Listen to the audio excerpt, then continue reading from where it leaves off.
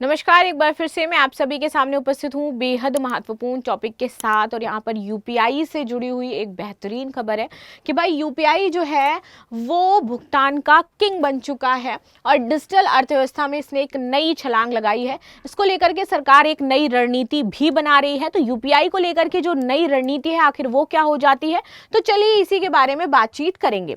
देखिए, भारत में डिजिटल भुगतान क्रांति का नेतृत्व यूनिफाइड पेमेंट सिस्टम यानी कि यूपीआई हमारा कर रहा है। वित्त मंत्रालय के वित्तीय सेवा विभाग इसके द्वारा फरवरी 2026 में एक सर्वेक्षण आधारित जो रिपोर्ट थी वो प्रस्तुत की गई थी।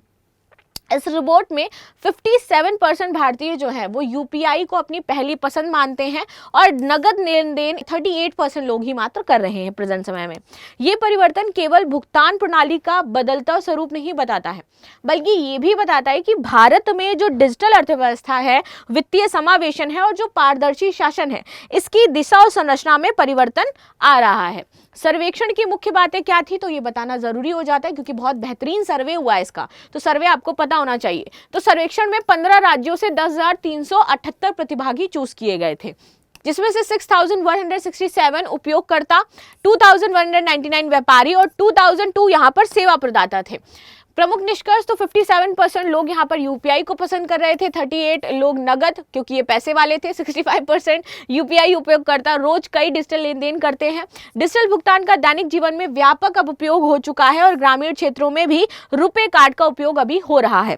आगे बात करते हैं यूपीआई की सफलता के कारण आखिर क्या रहे हैं। तकनीकी सरलता, क्योंकि इसमें मोबाइल नंबर और क्यूआर दोनों से आसानी से आप पैसा भेज सकते हो। बैंक विवरण याद रखने की आवश्यकता नहीं है, 24/7 इसमें आपका ट्रांजेक्शन रहता है, इसलिए सबसे ज्यादा यूज होता है। शून्य का कम लागत, यहाँ पर एमडीआर यानी कि मर्चेंट डिस्काउंट रेट नहीं है और छोटे व्यापारियों के लिए बहुत ही ज्यादा ये फायदेमंद होता है। इंटर ऑपरेबिलिटी, यानी कि किसी भी बैंक से किसी भी बैंक में आप भुगतान कर सकते हो। ऐसा नहीं कि बीओआई से बीओआई में जाएगा, बीओआई से एसबीआई में नहीं जाएगा या फिर आईसीआईसीआई में नहीं जाएगा, ऐसा कुछ भी नहीं है। एक ऐप, सभी बैंक खाते आप इंटरलिंक कर लीजिए। सरकारी समर्थन भी है, जनधन खाते इसको जोड़े गए, केवाईसी किया गया और स्मार्टफोन तथा इंटरनेट का विस्तार इससे हुआ है। सुरक्षा तो 2 फैक्टर ऑथेंटिकेशन है, रियल टाइम ट्रैकिंग आप इसकी कर पाते हैं। आर्थिक प्रभाव तो वित्तीय समावेशन इससे बढ़ा है क्योंकि बैंकिंग सेवाएं गरीब और ग्रामीण तक पहुंच पाई हैं। सबसे बड़ी बात ये यूपीआई के माध्यम से हो पाई है। छोटे दुकानदार डिजिटल अर्थव्यवस्था में शामिल हैं। औपचारिक अर्थव्यवस्था का विस्तार तो नकदी पर निर्भरता कम और टैक्स बेस बढ़ाने की यहाँ पर संभावना है। एमएसएमई क्षेत्र तो डिजिटल हिस्ट्री, आसान लोन और cash flow record credit score यहाँ पर हुआ है। पारदर्शिता तो भ्रष्टाचार और काले धन की कमी हुई है। डीबीटी यानी कि डायरेक्ट बेनिफिट ट्रांसफर हमारा मजबूत हुआ है। चुनौतियां तो ग्रामीण शहरी डिजिटल जो अंतर है वो यहाँ पर देखने को मिलेगा क्योंकि इंटरनेट और स्मार्टफोन की कमी है ग्रामीण क्षेत्रों में।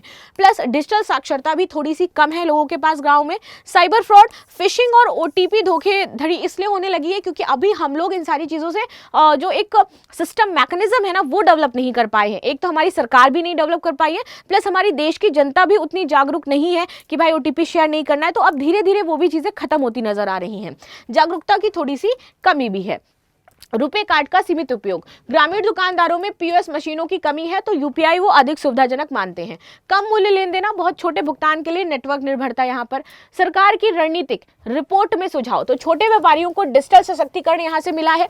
प्लस यूपीआई लाइट को यहाँ पर बढ़ावा दिया गया है क्योंकि ऑफलाइन वो लो वैल्यू भुगतान कर देता है। रुपे डेबिट कार्ड का उपयोग भी बढ़ा है।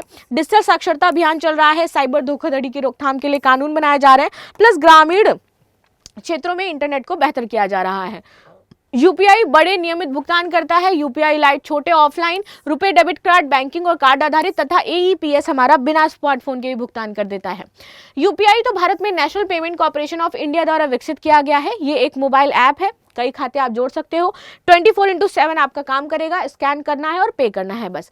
यूपीआई की प्रमुख बातें क्या हो जाती हैं, तो ये आपका सिर्फ मांगता है अकाउंट नंबर और आईएफएससी कोड और फिर उसके बाद ये लिंक हो जाएगा आपका।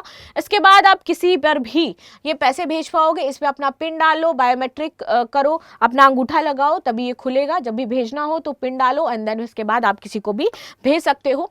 यूपीआई कैसे काम करता है, तो यूपीआई सक्षम ऐप को डाउनलोड करें, मोबाइल नंबर रजिस्टर करें, अपना खाता लिंक करें, 4 से 6 अंकों का यूपीआई पिन बनाएं और इसके बाद आप किसी को भी भेज पाएंगे। 8 देशों में वर्तमान समय में यूपीआई काम कर रहा है। जैसे कि Bhutan, UAE, Singapore, Nepal, Mauritius, Sri Lanka, France और कतर में। तो वहां पर भी आपके लिए आसान है कि बस स्कैन करो और पेमेंट कर दो। सो यूपीआई का विकास किस संस्थान ने किया है आपको बताना है। So this is the news what we discuss. मिलते हैं नेक्स्ट क्लास में, तब तक के लिए धन्यवाद।